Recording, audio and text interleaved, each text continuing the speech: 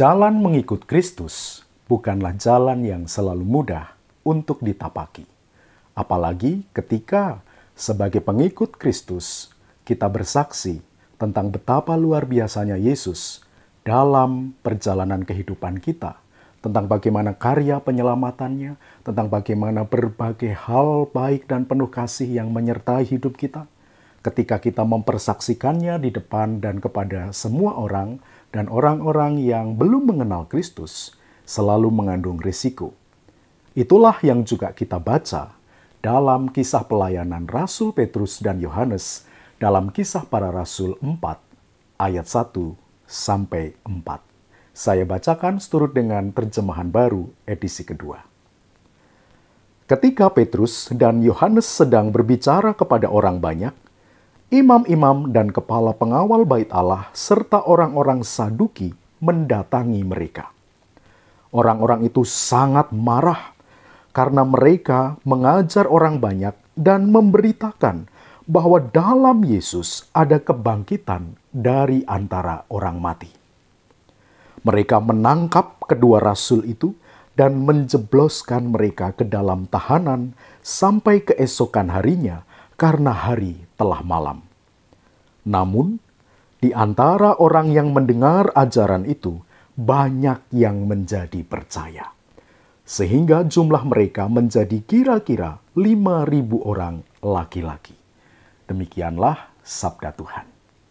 Inilah kisah perjalanan pelayanan Rasul Petrus dan Yohanes ketika mereka mengabarkan Yesus Kristus yang menjadi Tuhan dan Juru Selamat kita, Tuhan dan Juru Selamatnya Petrus dan Yohanes. Di mana mereka mengabarkannya? Tidak main-main.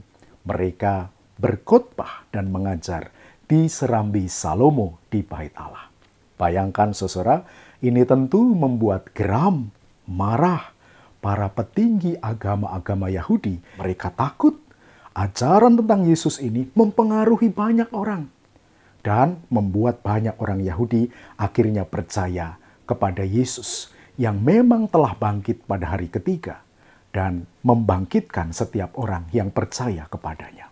Inilah yang diajarkan oleh Rasul Petrus dan Yohanes dengan penuh keberanian, dengan penuh rasa percaya atas semua kebaikan yang telah mereka alami, kasih dan keselamatan yang telah mereka temui bersama dengan Yesus Kristus. Dan ini harus dibayar dengan mereka dijebloskan ke penjara. Oleh kita jelas sebutkan tadi yang menjebloskannya adalah para petinggi agama Yahudi. Di sana ada imam-imam, lalu orang-orang Saduki, kepala pengawal bait Allah, orang-orang top, elit agamawan agama Yahudi.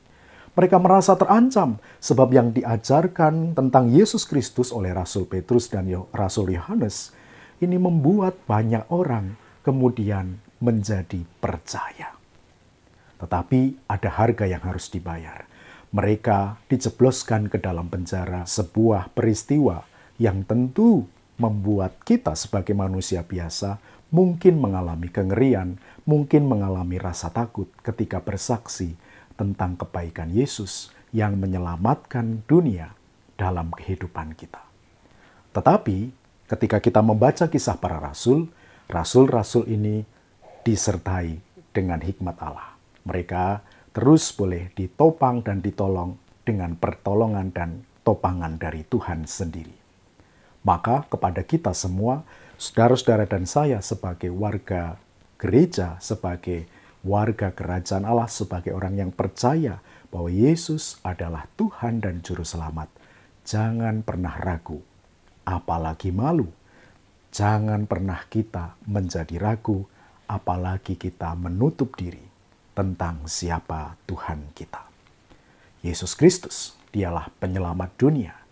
Dialah yang bangkit yang sulung dari antara orang mati, dan dialah yang akan merengkuh dan terus melakukan rengkuhan kasih-Nya kepada setiap orang yang telah berpulang, meninggal di dalam imannya kepada Yesus Kristus. Seperti Yesus yang bangkit, kita sebagai orang-orang yang percaya kepada Kristus akan dibangkitkan dan mendapatkan keselamatan dalam kerajaan surga. Saudara-saudara warga jemaat GKI Klasik Solo, mengikut Tuhan, percaya Yesus, bersaksi tentang Tuhan kita Yesus Kristus, tidak selalu mudah untuk ditapaki dan dijalani seperti yang saya sampaikan di awal tadi. Tetapi jangan pernah ragu atau khawatir, jangan pernah kita kecil dan ciut nyali, sebab penyertaan Roh Kudus bersama dan tinggal di dalam hati kita. Ia akan menuntun kita supaya dengan hikmat yang Tuhan taruhkan di dalam setiap hati orang percaya, kita mampu bersaksi tentang kebaikan Tuhan, tentang kasih Tuhan, tentang keselamatan di dalam Yesus melalui hidup kita. Ingat, kitalah kitab suci yang terbuka itu.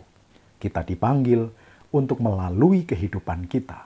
Semakin banyak orang melihat Kristus di dalam hidup kita, maka kerjakan apa yang Yesus firmankan. Maka juga bela apa yang Yesus bela.